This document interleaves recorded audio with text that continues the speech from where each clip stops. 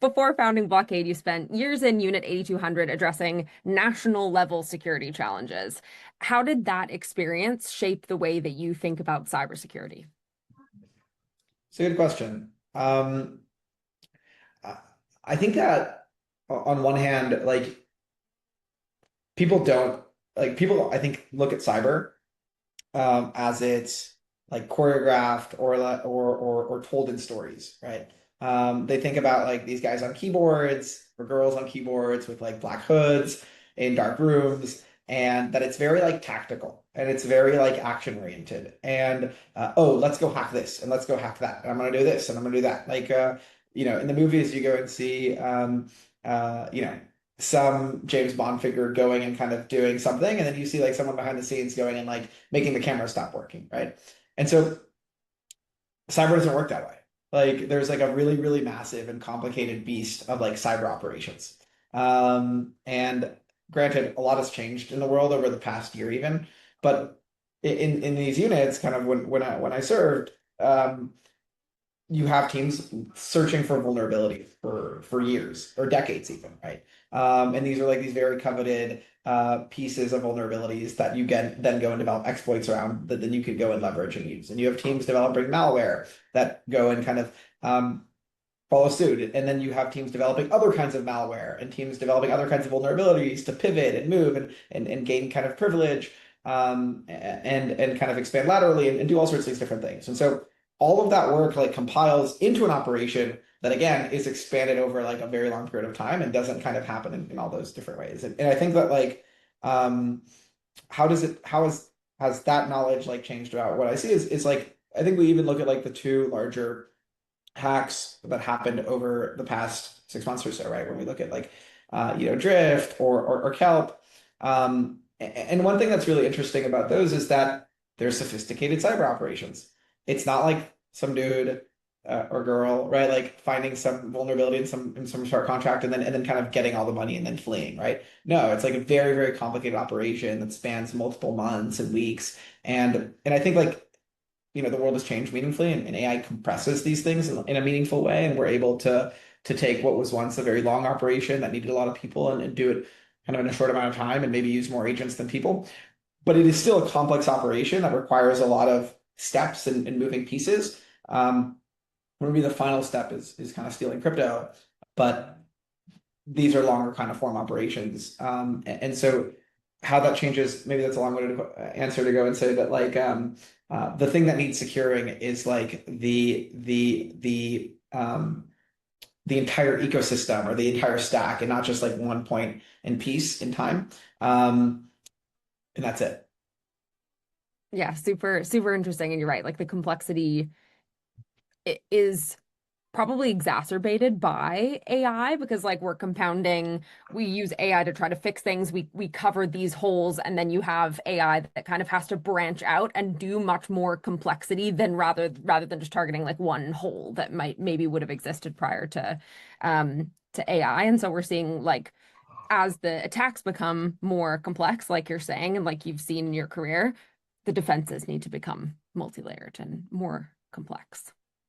Yeah, and I also think like generally like on that point of like it's just generally in life like plugging a hole or plugging all the holes is easier than finding a hole Mhm. and kind of just like going through it, right? So generally I think like attackers already have an advantage by the fact that they don't need to secure everything all the time. They need to find one thing wrong at one point in time. And when you just have like much more resources to look for things all the time, then it makes things easier. Mhm. Well, let's get into one concrete example of a war room. So take me to December 14th, 2023. You were watching the Ledger Connect kit compromise unfold in real time. So Yeah. a poisoned NPM package spreading to roughly 100 DApp front ends at once. What did the first 5 minutes actually look like on your end? And at what moment did you realize that this wasn't a normal drainer campaign? Actually, that's funny. So this is interesting. So what actually ended up hmm, I'm trying to remember. This was a while ago. What So what took place is interesting, right?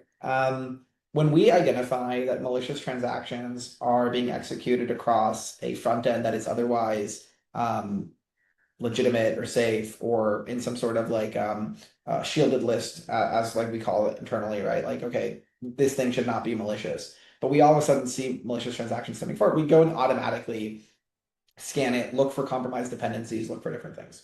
And so that's what we did, right? We detected this thing, and we remember when we did it. And I think like one of the first sites was Aave maybe, or maybe there were a couple others. And it just happened automatically. We just flagged, we scanned it, we detected this, and we flagged the transaction, and we didn't think twice about it. But very quickly then after, we get a ping from Stani actually, and he's like, "Hey, I think there's like a false positive on Aave." And we go and look, and we're like, "Hey, like it's not a false positive. Like Aave is compromised." And we go and we do this with him, and then very quickly after that, I get another message from someone else in the industry, and he's like, "Hey, I think there's another false positive, and my front end is compromised too." And as we're like looking at what's happening and what is the actual compromise coming from, and where this is originating from, and it takes us like a couple minutes to understand like, hey, this is actually coming from Ledger's Connect kit. We have multiple sources like spitting out, and we're saying like, okay, there's actually a lot of websites being compromised, and we start connecting the dots.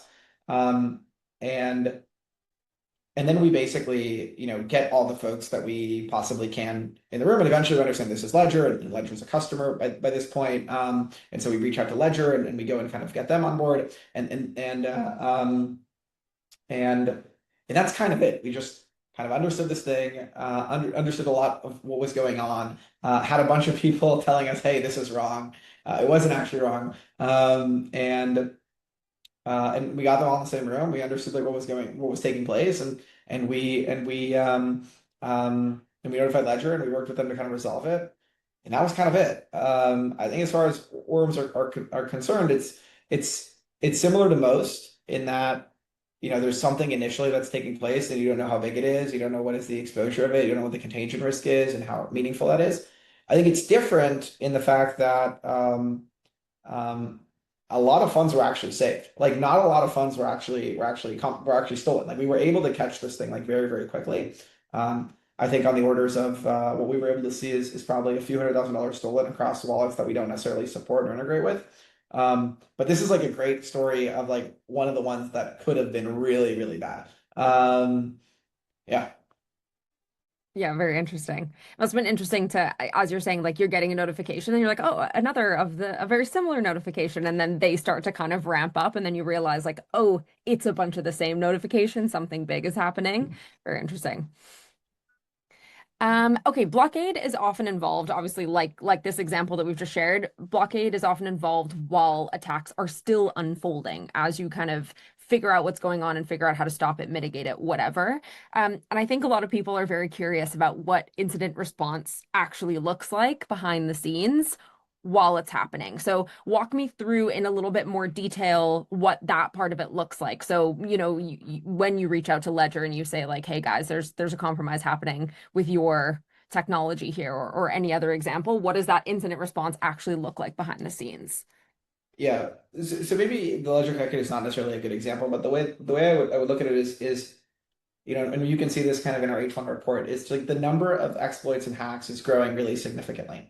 And an interesting vantage point, like generally across crypto, is that like, and I guess generally across crypto and also our stack as well, Blockade is we're not looking at just the transactions that our customers are issuing or sending, but we're looking at every transaction across every single chain that we support. And so you can almost think of our stack as like a set of traditional machine learning models, simply because you can't run agents on that scale of transactions. And so we're looking at every single transaction, running it through a set of more traditional machine learning models, understanding if there's some sort of risk threshold that is crossed. And if so, we run kind of a more verbose set of kind of models and agents to go and understand like what is the root cause of what is happening. And we don't do this just across our customers, we do this across everyone in the industry all the time. And so the incidents that you're seeing are in that report that we kind of shared.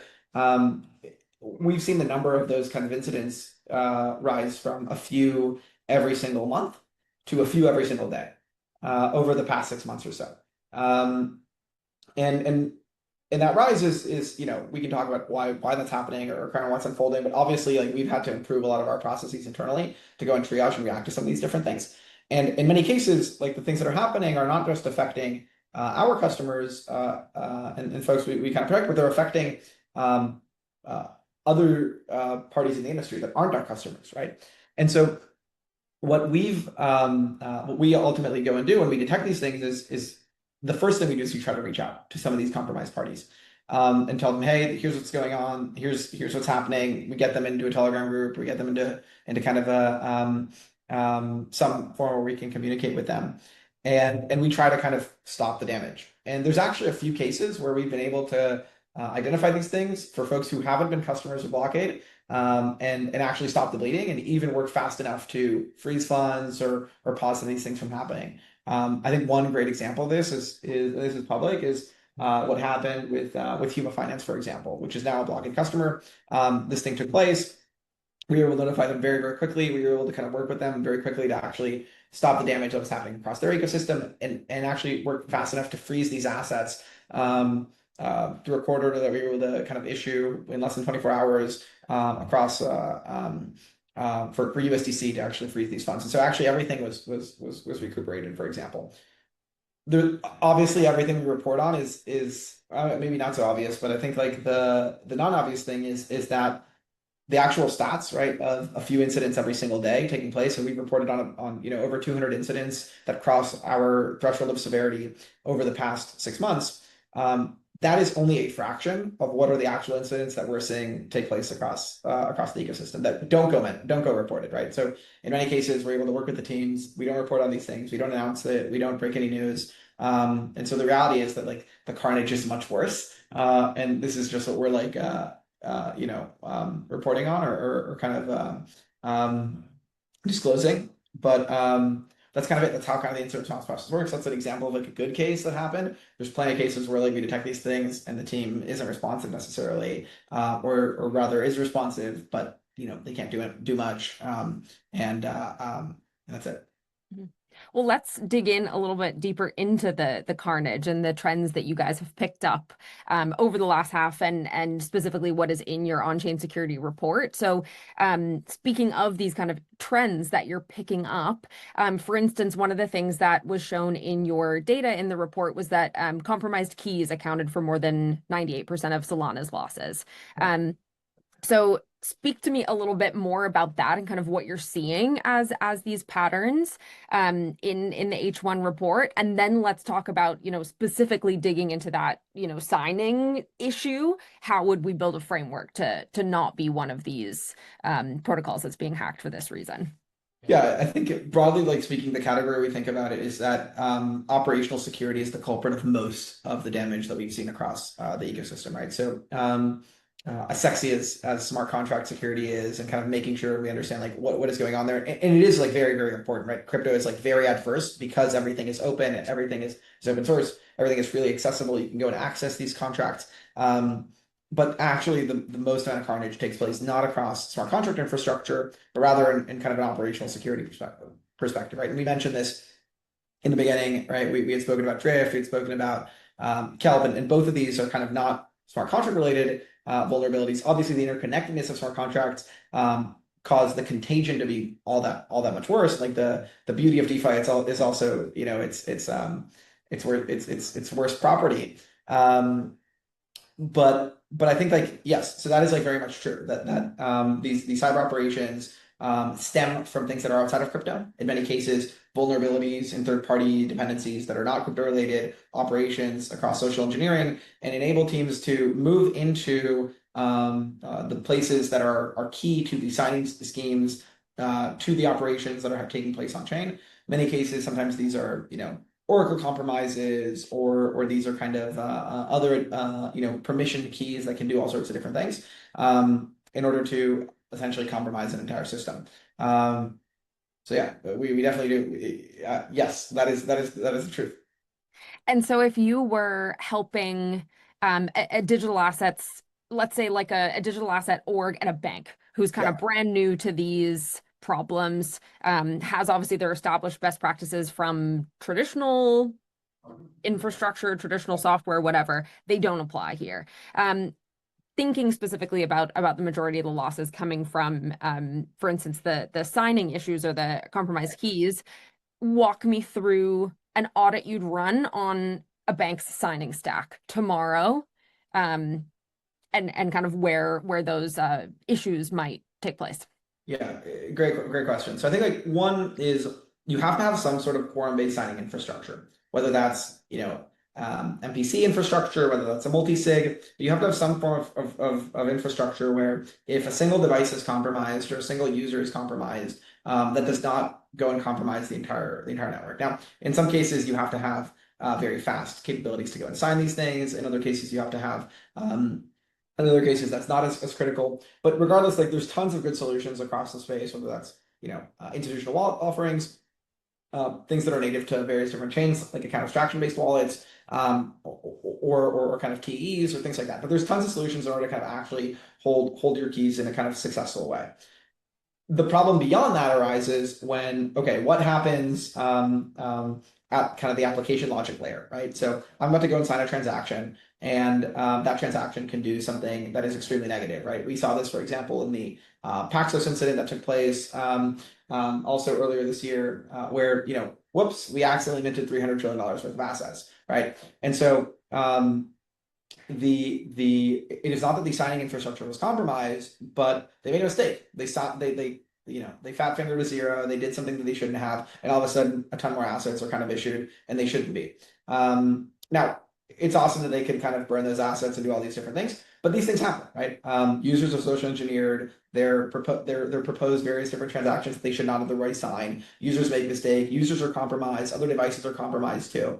We think about even what happened across Bybit, where again, another multi-sig kind of signing scheme. Those keys are super safe in all sorts of different locations, but the application layer itself and the actual content in which you're signing is malicious in nature. And another good analogy to think about this is almost like when we go and sign a transaction, we're kind of like double clicking an executable.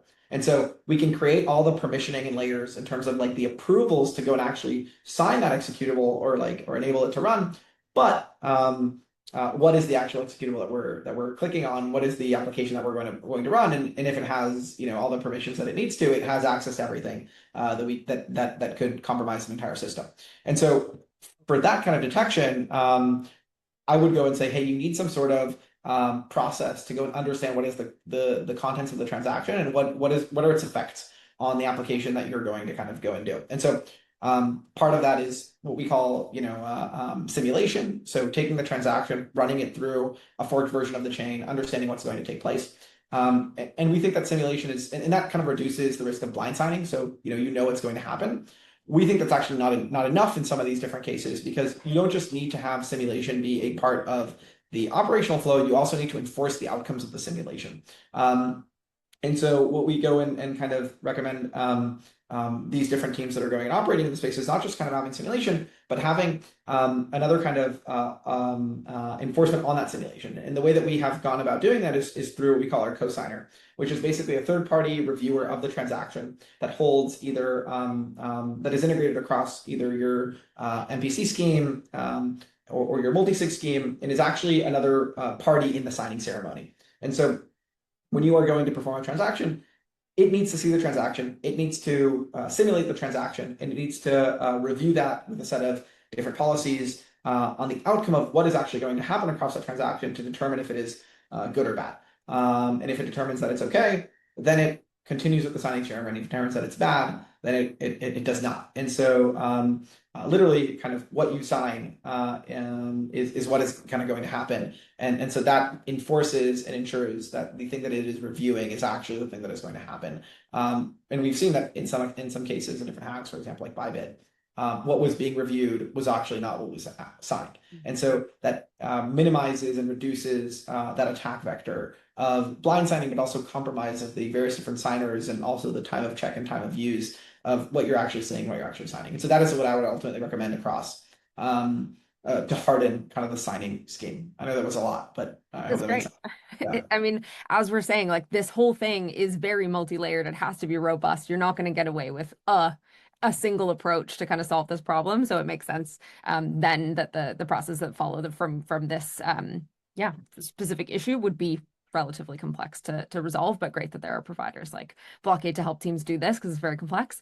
Um, and my favorite question, which is always the last question on the podcast, which is the final course, the security table. What is your current hot take on crypto digital asset security? Oh man, what is my hot take? Um, okay, this isn't directly security related, but it has like but it has so one thing that I've been spending more time thinking about is um like what tokenization does to the world. Um, and so one way of thinking about, and I think people are like underestimating kind of the effects that this thing can have on the economy more broadly. Right? One way of thinking about it that I've had is generally, you look at the amount of hours that like assets can be traded generally, right? You have a we're generally open from like, markets are open from 9 to 4, 9 to 5. That's only kind of a few hours a day. They're open 5 days a week. It's if you take all that up compared to the amount of time you have totally in a week, it's about 20%. So about 20% of the time, your money can work for you. Like your money can do something. You can only about 20% of the time your money is actually like trading or generating value. And the 80% of the time, like it's not. Markets are closed. And I think that like one that has implications on like what money and finance can do for you generally. But it also has immense benefits for defenders, right? So if I told you, hey, you need to secure this thing 20% of the time. It only needs to be secure 20% of the time. The other 80% you can work on building defenses, you can sleep, you can rest, like you can go and do this thing. Um, so the difference I think in making something 24 hours is not just a 5x increase in like the economic value. I think it's actually much more than that. Like when we think about like what if I told you you could only buy things on Amazon 5 days a week between 9 to 5. It would change things about like the psychology of commerce. Like you wouldn't, you're used to like, checking out whenever you want and buying something whenever you want. And if you knew you couldn't, you just wouldn't. And so I think like it doesn't actually just like decrease the buying time for like 5x. It actually makes things like it's actually like a much larger multiple by the fact that it becomes 24/7. Similarly, for like defenders, if I told you, hey, you only need to secure something 20% of the time, it becomes way more than 5x easier to secure. And so I guess my hot take is that I think people are underestimating how meaningful the shifts of kind of tokenization can be on markets. But I also think they are underestimating how meaningful that is on kind of on making our lives easier to defend. And so things will actually only be harder. The economic value will be greater, but things will actually only be harder from here. Yeah.